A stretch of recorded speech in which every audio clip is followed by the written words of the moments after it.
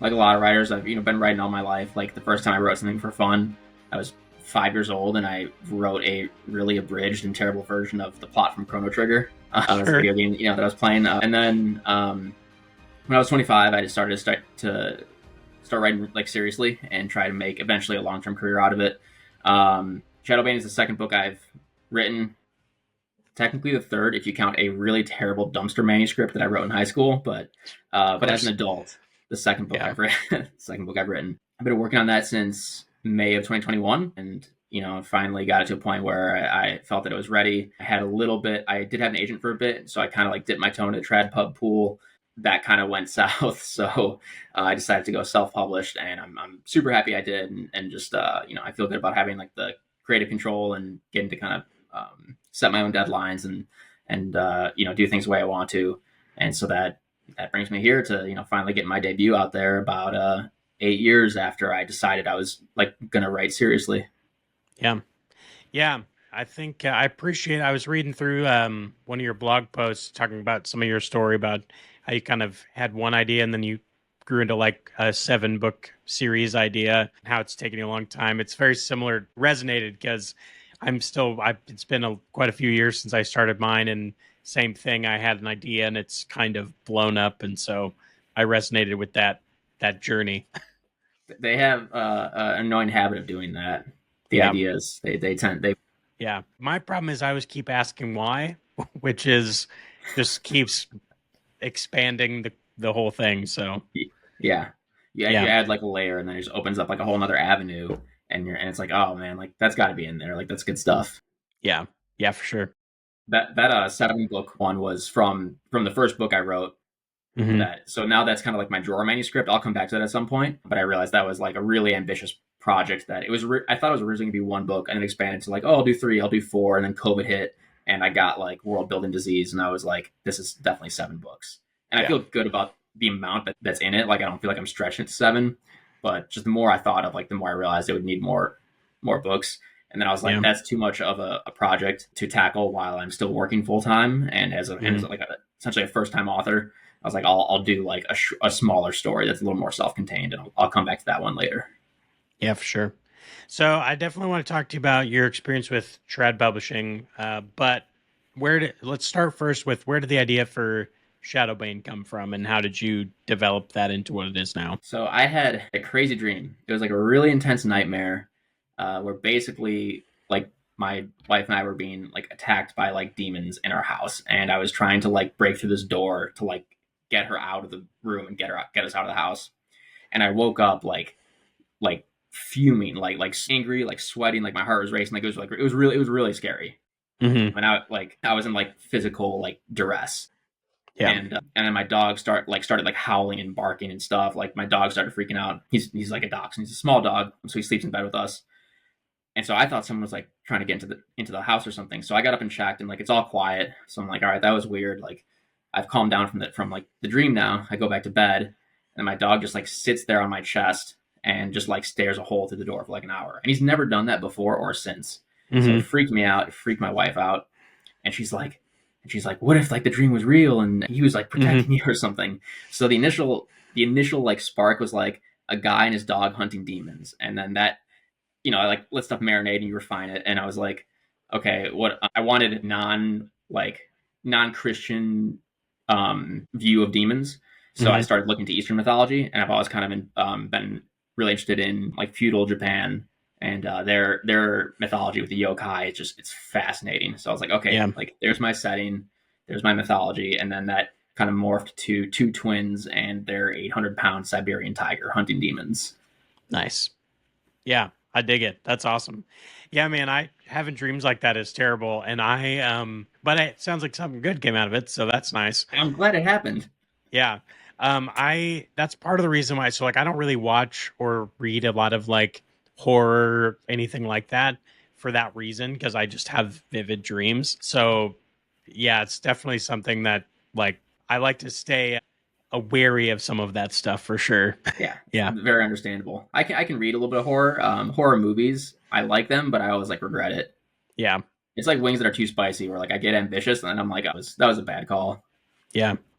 Yeah, I like that you went towards Eastern mythology. I like that idea of, was there a reason for that, or you just wanted something that was a little different? Yeah, I wanted something. I wanted something non-Western because I don't know. I feel like what like Western like demons mythology. It's all based on like Judeo-Christian mythology, and Hmm. I just feel like it's like they don't have corporeal bodies usually. It's usually like all the demons are kind of similar, and Japanese mythology is just so rich and varied. There's like hundreds of different kinds of yokai, so I knew I could find just unique types of creatures that had just a unique background, and that plus a setting I was already interested in historically. Just I was like, this is it. Like this is perfect. Yeah. Yeah. Do you, after you came up with kind of the initial idea, are you more of an outliner? Did you spend a bunch of time outlining, or did you just kind of discovery write the whole thing? I do a heavy mix of both. I definitely know the premise and the ending are like the two easiest things for me. So it's like, all right, here's where we're starting, here's where we're going. I might Hmm. know a few midpoints, and then there's a point where the stuff I write is very character driven, Hmm. and so at that point I'll just discovery write to get to know the characters. Hmm. So they're usually kind of like thin and one dimensional in the first draft, and then I'm like, okay, how can we add conflict between them? How do we add more external conflict, internal conflict? And so I just try to add layers to where like they're always there's always some external and internal circumstance that's always changing or forcing them to make changes or make hard decisions.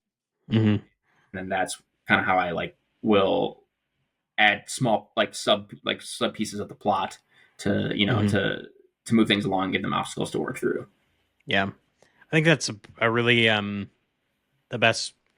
I think if you completely discover right stuff, sometimes you can run out of like, where is this going? Like direction of what am I writing, you know?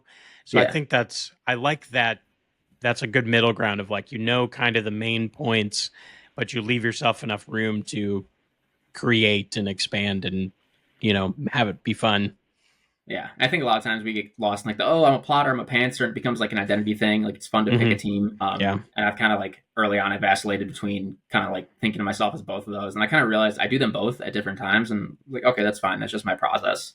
Like Hmm. some stuff I need to know where it's going, well in advance. Other stuff I'm fine just seeing where my imagination takes me, and sometimes it results in some really cool turns that I wasn't, would not have thought of had I just like been like okay, think of something cool. So Right. Yeah, I think, well, and there's that element too of like your characters always tell you things. So like as you're writing, they all this, I'm sure you've had this where you write something and then all of a sudden you're like, oh, I didn't know that character was going to do that. It yeah. just kind of surprises you. So I think, yeah, I think you get a truer sense of the character if you actually writing as opposed to like you said, like sitting there thinking, oh, I wonder what this cool thing this character could do, you know? Yeah. Yeah, and there's always time, especially like I mean, the nice part about writing is like you get to rewrite it as much as you want. So like I like one of my main characters that the first or second draft, I just thought like she felt a little flat like and I was like I got to add some texture here, and I just kind Hmm. of and at that point I had stuff written to look at because sometimes like you don't know what the issue is going to be because you haven't written it yet. So then I like Yeah. read it and I was like okay, I was like she just doesn't really have any flaws right now, like that's not interesting. So then Hmm. I went back and was like okay, what would be some negative consequences of this person's personality? Like, how might a good idea or a good intention or good trait be taken too far and result in some like negative consequences? And then, Hmm. and I already had something to work off of because I'd already written the half-assed version of it. Yeah.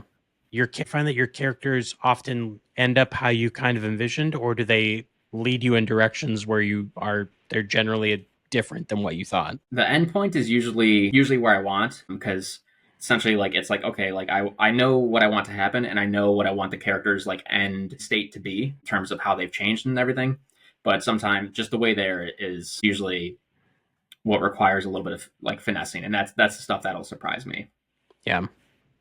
Do you find it's hard to write characters? I've been asking a lot of people this because I find it really fascinating. I feel like when you first start writing, it's really hard to write characters that are different than you, or especially that believe different than you. Like if they Yeah, writing a character with like a totally different set of morals and values and beliefs than you have. Do you find that hard? Was it hard at first and not so much? it's still pretty hard. It's funny, like I have a hard time writing characters who will just like lie with no qualms about it whatsoever, or Mm. people who and this is tough because I write like it's all like medieval-ish fantasy, but people who are extremely like religious and who are like not afraid of like death because they believe there's like a real afterlife, Hmm. which is just like that was like people's entire world back then, right? Like they had Yeah. no issues, and so like I tend to sometimes write a little too much kind of like modern like fear of death, or just like sometimes characters are tinted with too much like modern values until I and then I go back and like peel it back because I'm Yeah. like, okay, like this isn't like this is a very like 21st century kind of mindset of like, oh, like Hmm. I don't want to die, like whereas it's like people were like kind of like recklessly brave, especially if they were like socialized into being a warrior or something like that back then. Yeah. So that's tough. And then like really scummy characters, I just have trouble writing. Yeah.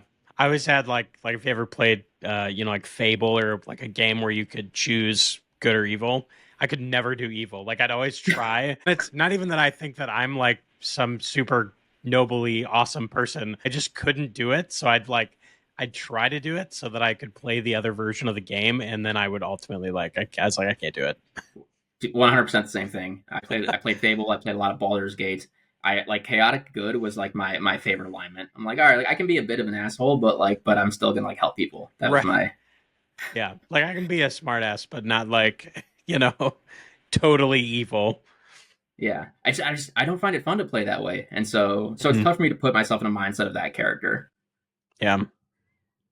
It's I do really like writing, and it's easy for me to write like anti-heroes or people who do terrible things for what they think are good reasons, because at Hmm. least that way I'm in the character's head, and I think it's interesting to explore the like it's kind of the classic like every villain is a hero of their own story, and Yeah. so when there's this like the internal monologue is kind of like them almost justifying why this thing needs to happen, but Hmm. then what's happening is horrific. Like that's stuff that I'm pretty comfortable doing because you can Hmm. get a look at the reasoning behind why they're doing what they're doing. But when it's like a third party who like you're not in their head and it's not a POV character and they'll just like lie or just do something horrific, I'm like that's where I'm like I have trouble with it. Hmm.